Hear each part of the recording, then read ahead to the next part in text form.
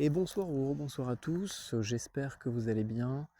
Ce soir, j'aimerais vous parler de nos actes, des conséquences de nos actes et du jugement de nos actes. Alors, pourquoi est-ce que je vous parle de ça? Vous savez que j'aime bien vous donner des exemples de choses vraiment que j'ai vécues parce que je trouve qu'il n'y a rien de mieux que ça pour vraiment illustrer et parler d'un sujet. Si on ne vit pas quelque chose, c'est on n'est pas vraiment apte à en parler, d'après moi. Euh, et je voulais parler voilà, de tout ce qui va toucher à la colère, à la vengeance, à nos actes au quotidien, à- et à tout ça. Voilà. Pourquoi je vous parle de ça? Parce que en ce moment, c'est vrai qu'au niveau de ma famille, c'est vraiment pas facile. C'est vraiment pas facile, et là, je suis revenu voir ma famille aujourd'hui, parce que il y a mon cousin qui vient d'arriver, et il faut savoir que mon cousin est vraiment extrêmement malade. Il a un cancer du cerveau, ils l'ont opéré déjà plusieurs fois, et par rapport au stade auquel il est, bon, on sait que on va pas pouvoir le profiter très très longtemps. Voilà, c'est comme ça. Euh, et, euh, et tout à l'heure dans la voiture, on m'a appris un petit peu ce qui s'était passé par rapport à son ex-compagne, parce qu'il vivait avec une femme. Donc lui, il a un enfant qu'il a eu avec une autre femme.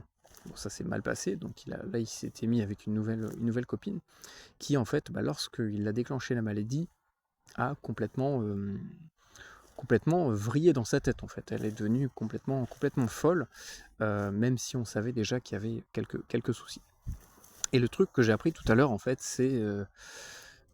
en plus c'était vraiment pas facile parce que je venais de sortir de la gare avec tous les gens, les trucs, moi ça a tendance à vite me saouler. Donc j'avais un peu mal à la tête, j'étais pas très en forme quoi, disons. Et à peine je rentre dans la voiture, ma mère qui s'effondre dans mes bras en train de pleurer, et qui me balance tout en fait directement à la tronche. Et qui me raconte qu'en fait, mon cousin lui a un peu parlé de ce qui s'était passé, qu'en fait, sa femme le tapait en fait, le tabassait quoi, littéralement. Euh, et le jour de son anniversaire, elle l'a étranglé, qu'elle lui a mis des coups dans la tête alors qu'il était opéré, hein. Voilà, il a encore, là, je l'ai vu tout à l'heure, mais ça m'a fait quand même bizarre parce que je l'avais pas vu dans cet état-là. C'est quand même un peu un choc de voir mon cousin avec qui j'ai plus ou moins grandi dans un état vraiment pas beau à voir, quoi. Voilà. Et, euh, et donc, ouais, c'est que elle a tellement pété un câble qu'elle lui a tapé dans la tête. Et je pense qu'elle s'est peut-être dit, il y a que comme ça que j'arrêterai tout ça. C'est en le tuant, quoi, littéralement, en lui cassant la tête, parce que son souci vient du cerveau. Donc je vais lui taper dans la tête, en fait. C'est vraiment, je pense, comme ça qu'elle a raisonné dans son cerveau, qui de toute façon est complètement malade, hein. Cette femme a beaucoup de... Alors je dis pas que les gens qui ont des soucis psychologiques sont forcément timbrés, hein, parce que je suis en train de dire. Mais elle, bon voilà, on a très bien vu qu'il y avait beaucoup... Enfin, c'était vraiment très, très prononcé au niveau de ses problèmes psychiques. Et donc elle en arrivait à lui taper dessus, et je vous avoue que moi intérieurement, je bouillonnais. Même si ces dernières années ont fait que je me suis énormément éloigné de mon cousin par rapport à différentes histoires qui ont fait que ça a vraiment, on va dire, un peu cassé la famille. Il y a eu vraiment un gros choc dans la famille par rapport à un truc de merde, hein. Vraiment, on s'est pris la tête sur un truc à la con qui a vraiment euh, pris des ampleurs inimaginables et qui a vraiment explosé à la face de tout le monde. Euh, et je pense que c'était aussi à cause de cette bonne femme qui lui montait le cerveau, en fait. Mais bref, et ben malgré le fait que durant ces derniers temps, je vous avoue que moi j'ai vraiment pris mes distances parce que j'ai aussi besoin de prendre soin de moi en fait, et j'ai tendance à être une éponge. Je suis une éponge à beaucoup de choses, et je sens de suite, je capte de suite dès qu'il y a le moindre petit truc chez quelqu'un qui va pas, n'importe quoi, je le prends je le prends, et je le ressens direct. Et le problème c'est qu'en fait ça c'était tellement lourd moi, il fallait que j'arrive à me sauver, en fait. À me sauver dans le sens, survie, quoi. C'est que, bah, on a tous nos problèmes et moi, en premier, bah, j'essaye déjà de m'en sortir dans ma vie, j'essaie d'aller mieux, de prendre soin de moi, voilà, déjà commencer par ça, en fait. De d'avoir une vie stable, voilà, d'être bien, quoi, tout simplement.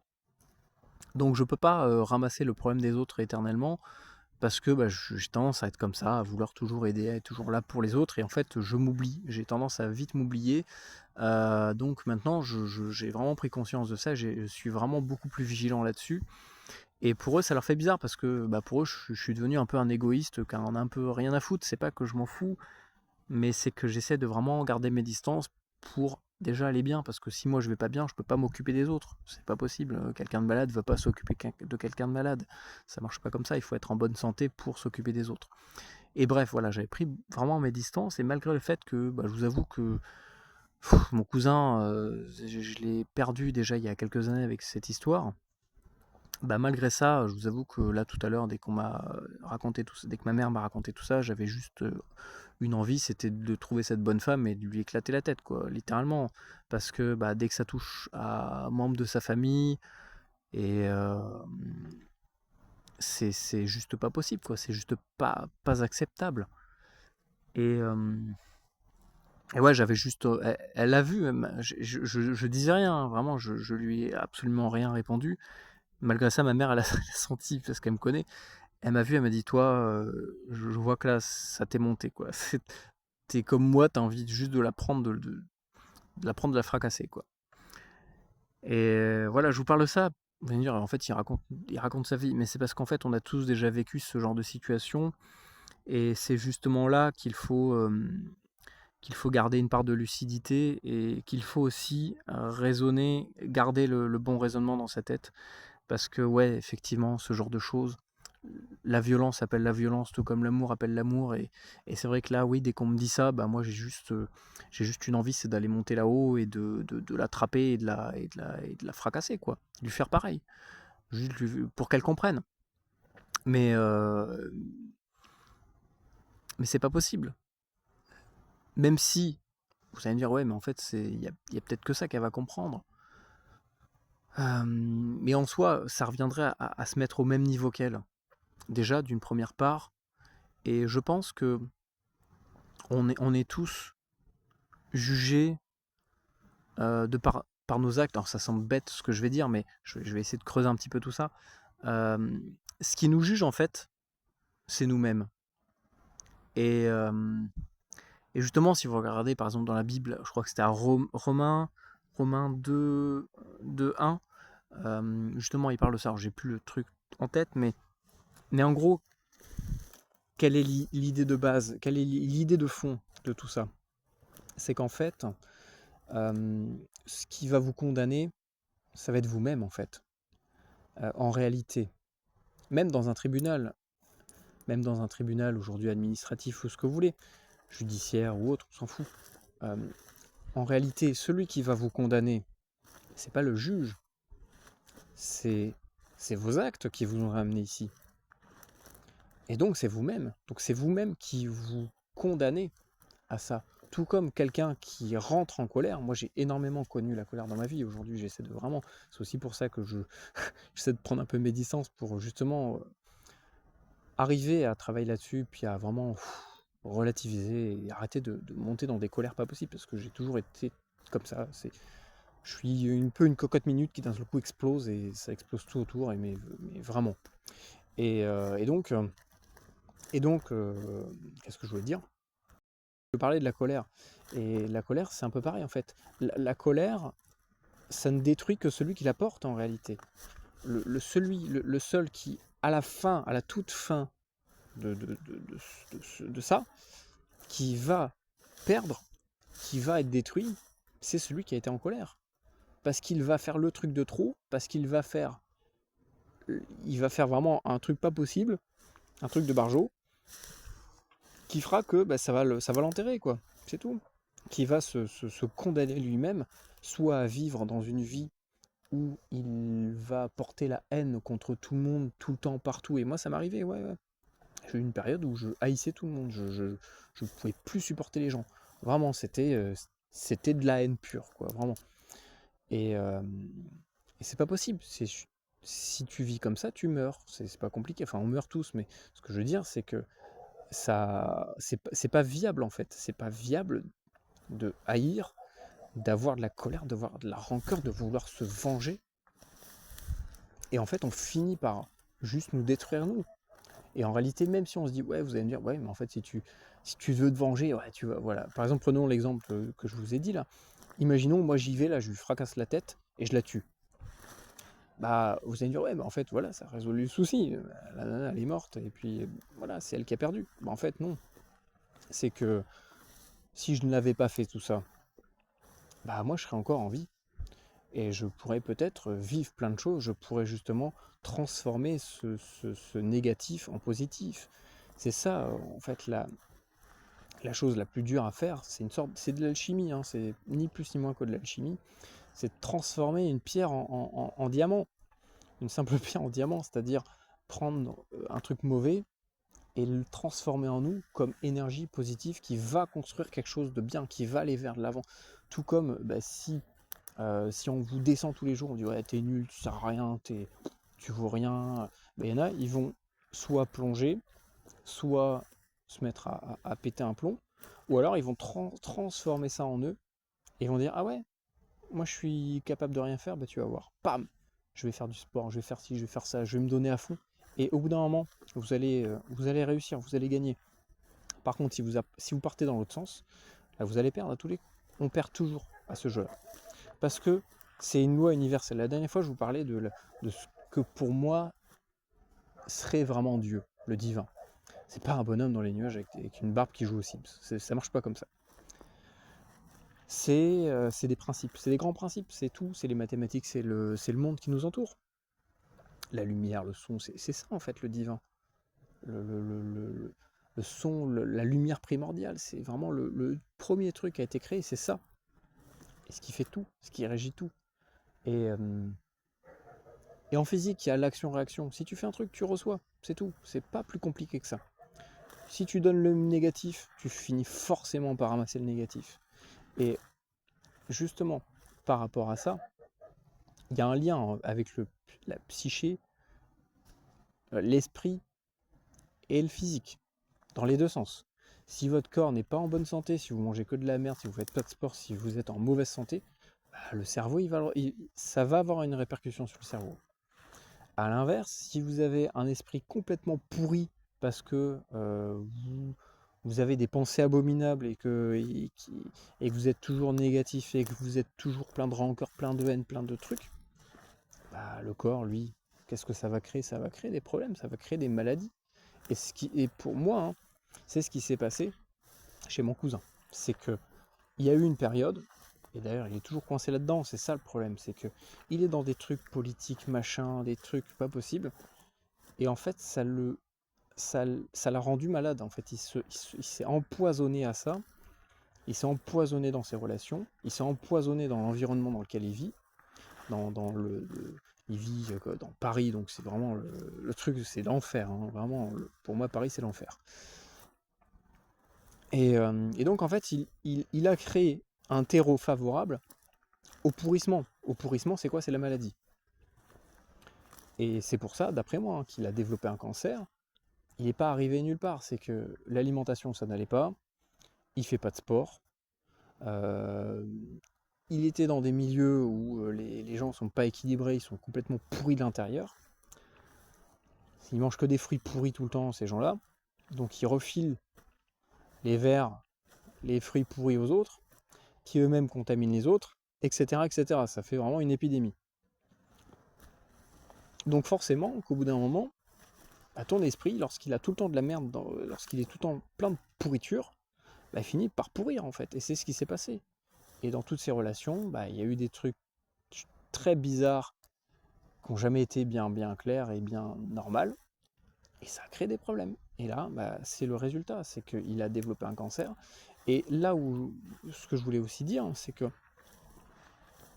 que bien souvent les gens, et ça je crois que j'en avais déjà parlé la dernière fois, donc ça me permet de faire aussi le lien avec les autres vidéos, C'est que les gens, vous voyez, comme ma famille, bah, même ma grand-mère, des fois, elle me dit, ouais, franchement, si Dieu il existait, il aurait jamais permis ça. Non, non, moi je vois, pourtant c'est mon cousin et Dieu sait que je l'aime, hein.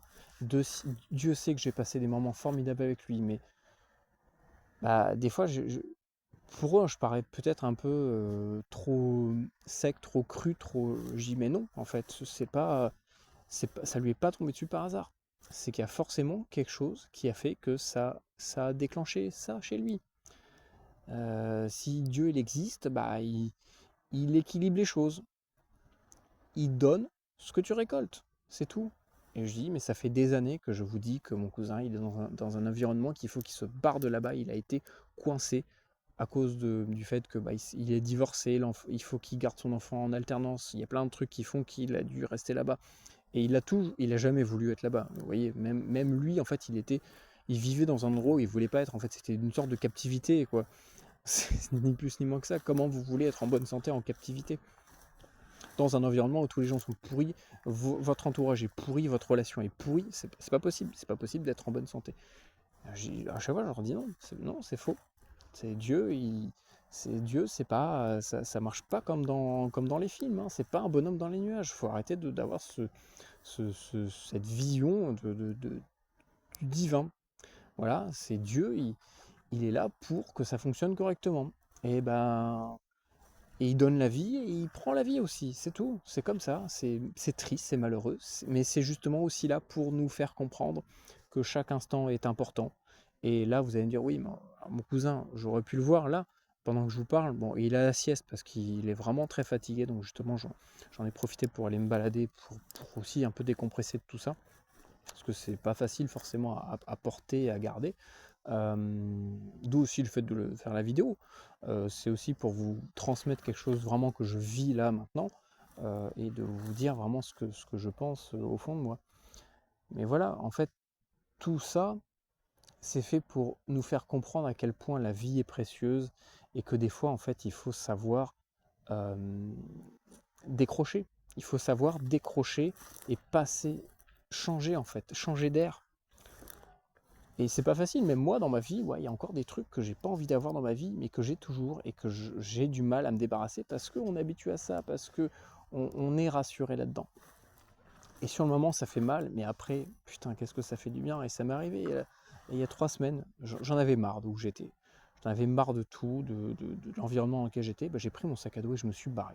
Je me suis barré, j'ai marché. Avant l'été, j'avais fait Saint-Jacques-de-Compostelle. Je me suis cassé. Je me dis, allez, c'est bon, je me casse. Je prends mon sac, ciao. Et ben, ouais, les premiers jours, c'est pas rigolo, franchement, on stresse et tout, on n'est pas bien, on a envie de revenir à la maison, mais après, pas une fois qu'on a passé ce cap-là, je vous jure que c'est une libération, et c'est comme ça pour tout. Et voilà, pour revenir vraiment à ça, à cette histoire de jugement et d'acte, c'est qu'en fait, on se juge nous-mêmes, on se condamne nous-mêmes, c'est tout. Et c'est pour ça qu'aussi, dans certains passages où il parle du jugement, par exemple dans la Bible, moi je parlerai que de ça, de la Bible, eh ben, on va vous demander des comptes sur ce que vous avez dit, sur ce que vous avez pensé, sur ce que vous avez fait. Et c'est ça qui va vous condamner. C'est vous. C'est vous qui vous condamnez vous-même. C'est vos actes, vos paroles, c'est votre langue, c'est votre main. C'est elles qui vous condamneront. C'est pas quelqu'un d'autre. Il y a une raison à tout. Rien n'est là par hasard. Et bah, des fois, il faut savoir accepter. Il faut savoir accepter que bah ouais, on peut être pas bien, on peut être malade, on peut être sur le mauvais chemin, on peut s'être trompé, on peut des fois accepter qu'on nous a fait du mal. Oui, c'est comme ça. On peut accepter bah, qu'on va devoir mourir, on va devoir partir. Et que bah, aussi notre rôle, c'est peut-être de justement profiter de chaque instant. Et c'est ce que j'ai dit à ma famille, parce que là, ils étaient là, oui, alors il va falloir qu'ils vendent la maison, machin, et les parts, et les banques, elles veulent pas reprendre des prêts, des trucs, des bidules. Je dis, attends, je dis, mais mon cousin, là, euh, qu'est-ce que ça va faire? Parce qu'il va partir, on sait très bien qu'il va partir. Je dis, qu'est-ce qu'on s'en branle? J'ai à un moment donné, je lui ai dit cash, hein, parce que je suis comme ça, je dis à ma mère, mais il peut pas juste tout envoyer chier, là, et juste se barrer. Se barrer, il profite. Profite de sa famille, et il passe temps qu'il peut prendre avec nous, ou si s'il se sent mieux à partir tout seul au bord d'un lac, qu'il se barre au bord d'un lac et qu'il profite, qu'il vive vraiment ce qu'il a envie de vivre, ce qu'il s'écoute vraiment pour une fois, parce qu'il a passé sa vie à ne pas s'écouter, et ça a fini il a fini comme ça. Et ça, en fait, c'est valable pour tout le monde. Et le nombre de personnes, moi, que je vois vivre comme ça, ils me disent, mais en fait, moi, je veux pas être là, je veux pas faire ce travail, je veux pas cette vie. Pourquoi tu restes là alors? Je comprends pas. En fait, les gens s'emprisonnent eux-mêmes dans des trucs, ils se condamnent eux-mêmes, et après ils vont dire, ouais, franchement, Dieu, il est pas sympa, il m'a donné une vie de merde, j'ai pas la santé, j'ai pas ci, j'ai pas ça. Oui, commence par regarder l'environnement dans lequel tu vis. Voilà, moi, c'est le truc que j'ai fait. J'ai vu qu'il y avait un truc qui clochait. J'avais tout le temps des soucis de santé, des trucs. Je me dis, c'est bizarre. Il y a un truc qui va pas là. Il faut que je check un peu tout ce qui m'entoure, et il va y avoir du tri à faire. Mais ça, c'est aussi le fait de déménager, de partir ailleurs. Voilà, ça en fait partie. Donc non, moi je suis désolé, c'est peut-être horrible ou inentendable pour certaines personnes, hein, par rapport à leur vision du monde. Mais moi, je comprends et je l'accepte. Et même si ça me fait vraiment mal au cœur de voir ma famille déchirée parce que mon cousin, c'est quand même, il est pas vieux, quoi. Il a peut-être un peu plus de 10 ans de plus que moi, il a la quarantaine. Je dis putain, ouais, ça fait mal au cœur, c'est horrible. Mais s'il doit partir, c'est qu'il doit partir. C'est tout. On a tous un temps à vivre. Et des fois, on choisit, inconsciemment ou pas, hein, de prendre un autre chemin que celui auquel on était normalement destiné à vivre. Et voilà, c'est tout. C'est aussi ça, en fait. C'est que Dieu nous a fait libres. Et comment est-ce qu'il nous a fait libres? En nous laissant le libre arbitre de faire le bien ou de faire le mal. Et c'est un pouvoir immense. C'est un pouvoir immense. Mais c'est ce qui fait aussi qu'on a des responsabilités vraiment très importantes. Parce que on a une conscience qui fait que on se pose des questions sur beaucoup de choses, sur la vie, sur la mort. On est capable de construire énormément de choses. On est capable de construire, ne serait-ce que juste avec nos mains. Et avec notre cerveau, avec tout. Et donc, ouais, il y a aussi un prix à payer derrière. Et on ne peut pas dire que c'est de la faute de Dieu que quelqu'un parte trop tôt parce que en fait il a passé sa vie dans un environnement nocif, dans un environnement empoisonné. Et c'est ça en fait aujourd'hui, c'est qu'aujourd'hui on nous vend du poison tout le temps. Et après on s'étonne que tout le monde est malade. Que tout le monde soit malade, pardon. Voilà, c'est tout. Alors oui, pour eux je suis un monstre parce que je leur dis non, moi c'est pas que je vois pas le problème, c'est que c'est comme ça en fait. C'est que si Dieu l'a décidé ainsi, mais Dieu l'a décidé. C'est pas lui qui dit toi tu meurs, toi tu vis, toi tu fais je sais pas quoi. Non, ça marche pas comme ça. C'est pas Dewey dans Malcolm. C'est pas toi tu crèves, toi tu crèves, toi tu vis. C'est pas ça. C'est que lui, il nous laisse, il nous met les cartes en main, il nous dit les choses ou pas. Après, ça nous de les comprendre, ça nous de chercher. Et après, si tu fais de la merde, tu payes. Si tu fais bien, on te paye. Si on peut dire ça comme ça. Et voilà. Donc voilà, je pense que. Et puis je pense que en fait, on est tous là sur Terre, soit pour faire comprendre, dans les relations, hein, les gens qu'on rencontre, qui nous quittent, qui partent d'une manière ou d'une autre, en fait, ils sont là soit pour nous apporter quelque chose, pour nous faire comprendre quelque chose, ou soit on est là pour leur apporter quelque chose. En fait, il n'y a pas d'interaction nulle. Même si des fois, aujourd'hui, on a l'impression que c'est des interactions nulles, on est là soit pour recevoir, soit pour donner. À nous de choisir ce qu'on veut donner et recevoir, et comment on veut le recevoir et comment on veut le donner. Voilà, il y a des gens, ils vont être très gris, donc toute la journée, ils vont donner de la mauvaise humeur à tous ceux qui les entourent. Et il y a une personne dans la rue, et je pense qu'on a tous déjà vécu ça, une personne qui va nous faire un grand sourire, qui va être heureuse, et ça va refaire notre journée, on va être là, waouh, c'est la plus belle journée de ma vie. Pour une personne. Mais ça, on s'en rend pas compte, qu'on a tous ce truc, ce mini pouvoir. C'est pareil, vous voyez, dans une famille, des fois, je pense que ce genre de perte, cette personne-là, en fait, son rôle, même si elle s'est condamnée elle-même et même si c'est triste, ben, c'est que derrière, elle est là aussi pour nous apporter peut-être quelque chose, c'est-à-dire peut-être ressouder la famille, nous faire prendre conscience de l'importance de prendre soin des uns des autres, de passer des moments, des vrais moments ensemble, sans téléphone, sans truc, sans juste des, juste communiquer avec le cœur et être là et rigoler comme tout à l'heure dès qu'on a fait des jeux de société. On était tous heureux et ça fait longtemps que c'était pas arrivé et c'est magnifique quoi. De son côté, bah, je pense que s'il accepterait plus sa situation, il se prendrait plus la tête à se sentir diminué ou à avoir peur du regard que l'on a sur lui ou quoi. Et donc ça fait que il se braquerait peut-être moins et il s'ouvrirait plus euh, à l'interaction avec nous et puis au fait d'échanger des petits moments comme ça. Après voilà, par sa santé, ça touche son cerveau, il a plus vraiment toute sa tête par moment, donc je le comprends. Tout comme en prenant un petit peu de recul sur son ex-compagne, bon bah voilà, elle a des soucis au cerveau, donc en quoi le fait de lui fracasser la tête dans un coin d'un couloir, ça résoudrait ses problèmes psychologiques? Non, ça ne résoudrait rien en fait, ça n'aurait que créé encore plus de chaos. Voilà, mais c'est aussi le piège, c'est que on essaie de nous pousser à créer du chaos, parce que forcément c'est plus facile. C'est plus facile hein, de créer du chaos que de créer du positif. Mais voilà, c'est à nous de justement résister à ça, et après on comprend pourquoi est-ce qu'il vaut mieux le faire, et ça évite de nous embarquer dans des trucs pas possibles et de mal finir en fait. Voilà, de finir comme eux, voire pire. Parce que ça tout commence comme ça. Hein. Faut regarder les gens qui sont vraiment mauvais. Après, il y a toujours des exceptions, des psychopathes ou autres, mais bien souvent, les gens qui sont méchants, qui sont violents, en fait, c'est juste des gens qui ont été très gentils, qui se sont fait peut-être tabasser quand ils étaient gamins, et ça les a, ça les a changés, quoi. Mais au fond, c'est juste parce qu'ils ont ce truc, parce qu'ils ont ce traumatisme. Donc, est-ce que être violent avec quelqu'un qui est violent, c'est vraiment pertinent? Après, ça dépend de notre objectif. Si c'est sur le court terme pour arrêter une action qui peut mettre en péril la vie de quelqu'un, oui, ok. Mais si c'est pour lui faire comprendre quelque chose, je pense que c'est pas comme ça.